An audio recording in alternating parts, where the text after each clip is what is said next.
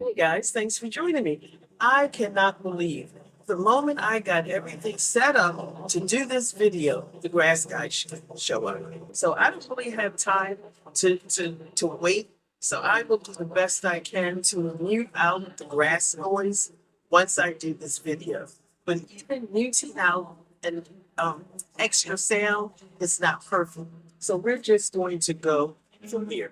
Okay? In my last video, and by the way, I'm Sheila, if you don't know, in my last video called Blue Collar Retirement, I told you all that I was having the time of my life. I loved being home. And I really did not want to get a job, even though I probably needed to. Now, my daughter had offered to let me come stay with her in exchange for helping with childcare. And I love my grandson, but I'm not really sure I was cut out to live services in exchange for room and board. I have pretty much always been an equal partner in keeping a roof over my head because I'm old school and that means I get to have, equal say. The only time I didn't do that is when I got married and I ended up having to get a job anyway because finances didn't work out with my husband. So I just wasn't sure how I felt about that with my daughter. And I know she wouldn't take advantage because even now, I mean, I don't know if you all know what it costs to hire childcare on a weekend when my daughter has her events. But for 5 hours, it costs $150 in childcare. Whereas a lot of times Mimi will do the whole weekend for that same amount. So no, she's not taking advantage. I don't think she would, but I don't think I want to be in a position where I can't say no, if that makes sense. So I decided, based on three factors, why I probably needed to find a job. One, I don't want to be in an unequal financial relationship. And two, the idea of packing up this apartment and moving is more than I can stomach. I would definitely have to put out $500 or $600 to have someone come in and move all this stuff, or have Habitat for Humanity come in and just take all the furniture because I really won't need anything but my bedroom set at my daughter's. And I'm like, I just don't want to go through that. And three, I value my independence. So I want to tell you about what it was like trying to find a job at 64. And spoiler, I did find one. But I want to tell you just the process um, and how it went for me. So without further ado, let's get on with it. Every single day, I'm gonna make something great. That's my way. Every single day. First of all, you really have to you really have to dig deep when people call you for an interview. My daughter and I came up with a resume about 2 months ago and uploaded it to Indeed, but I didn't really pursue anything, didn't pay attention to it.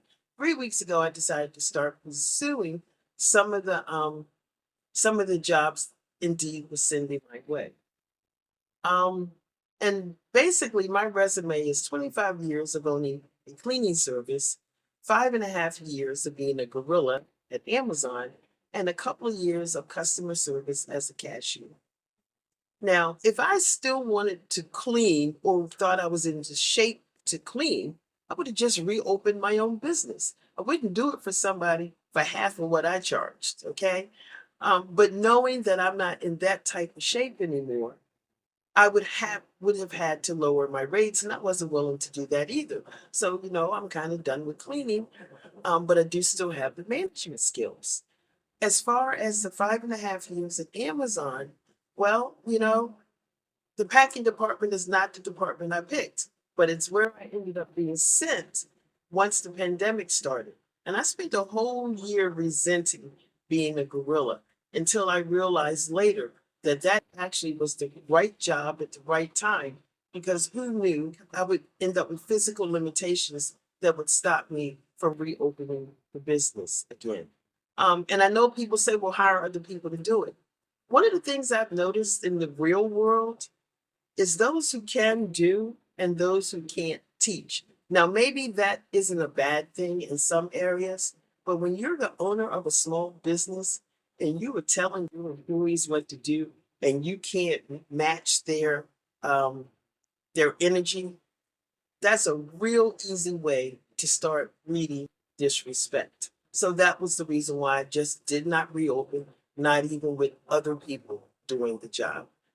And as far as being a gorilla at Amazon for those years, that, like I said, that's not a job I would have ever chosen. But if I was going to be a gorilla somewhere, then I might as well have just stayed at Amazon and made peak, um, paycheck as well as excellent benefits. Why go somewhere else and do the same job for half of that and probably no benefits?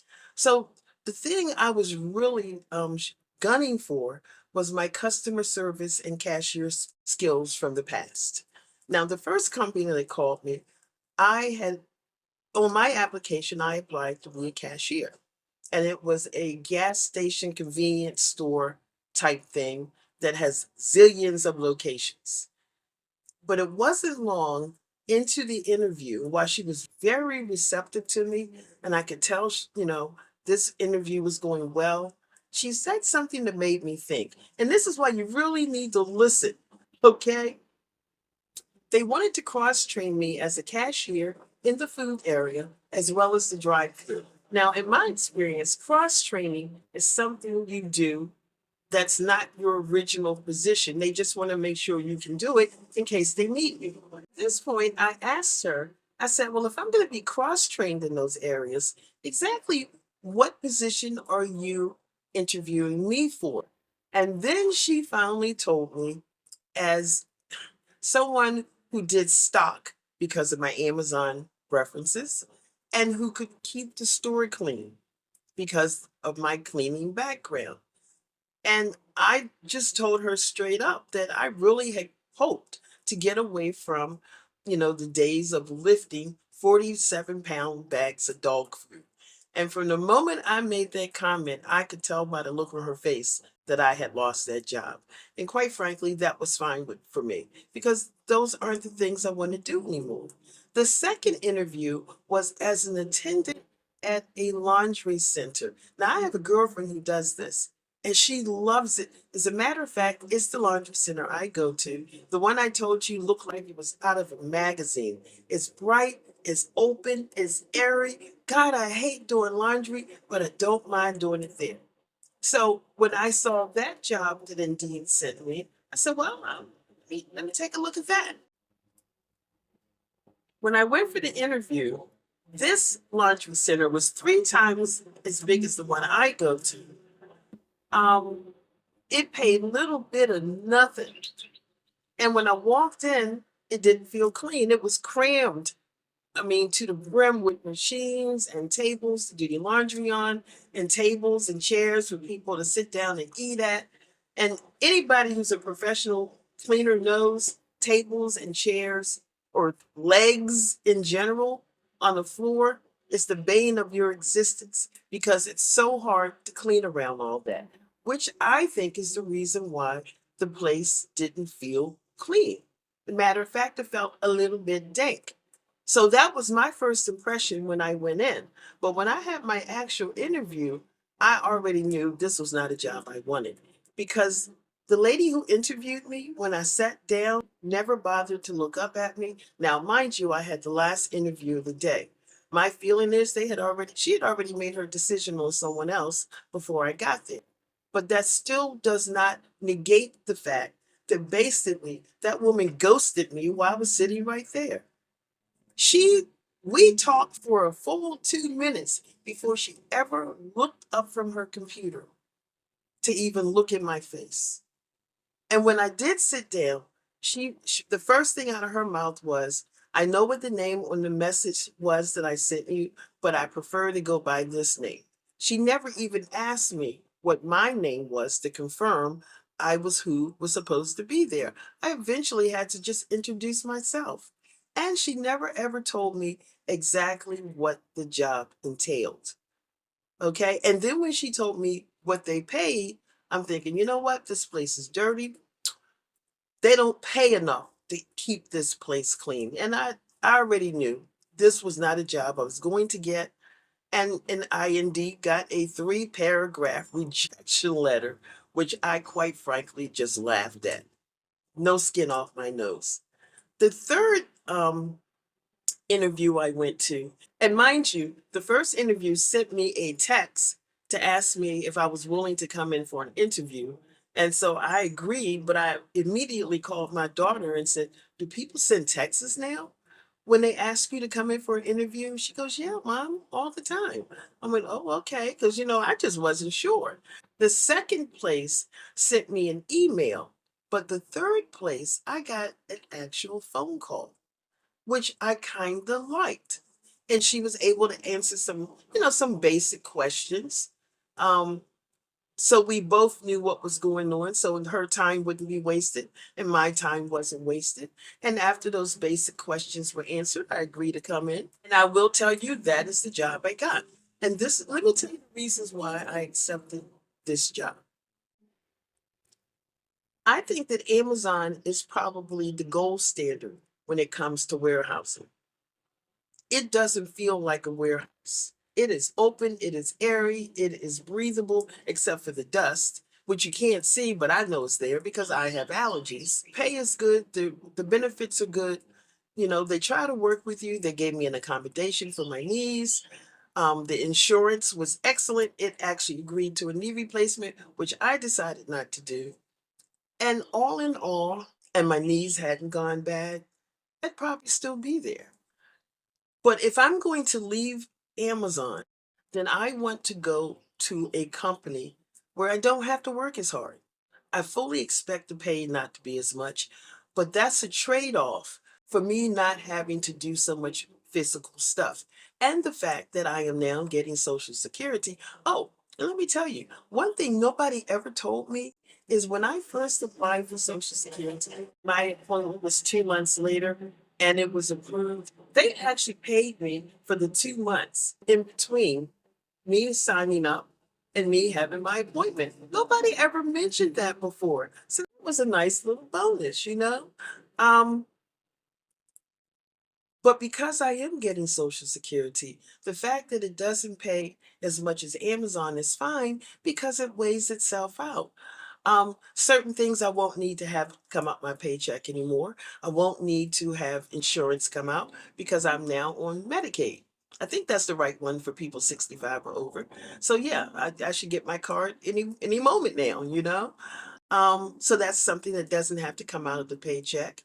I may still do 401k.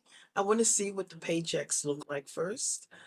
Um, and there were a ton, I mean, a ton of older people there. Now, this is just my opinion. It's not company policy, and I don't want anybody to say it is, and Sheila said it, because that's not the case.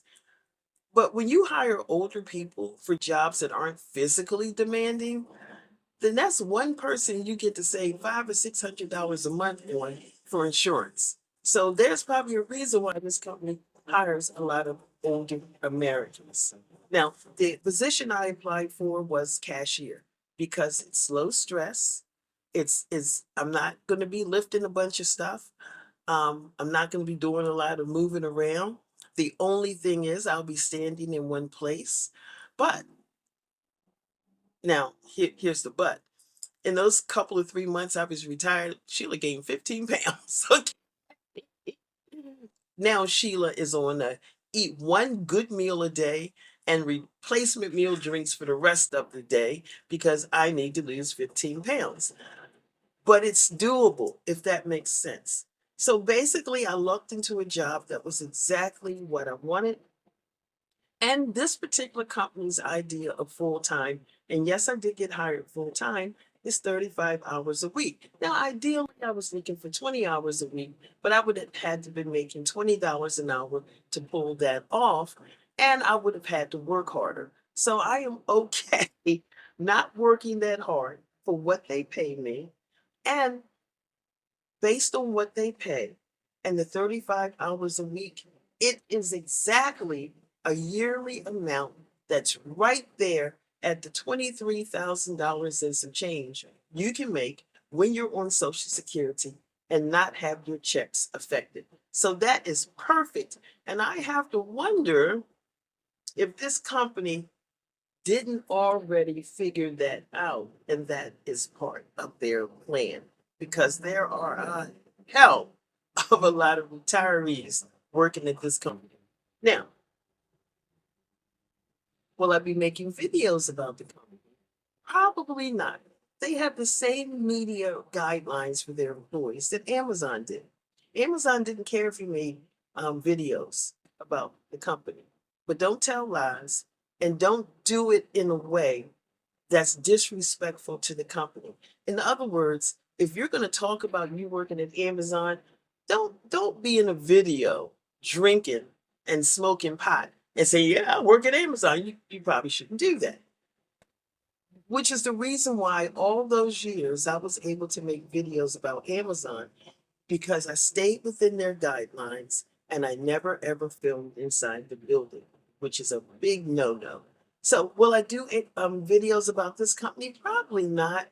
There may be some funny anecdotes that come up that I might share, but you know, the Amazon videos were one of those things that it was once in a lifetime. Pandemic, and I worked for the company that the whole world was coming to.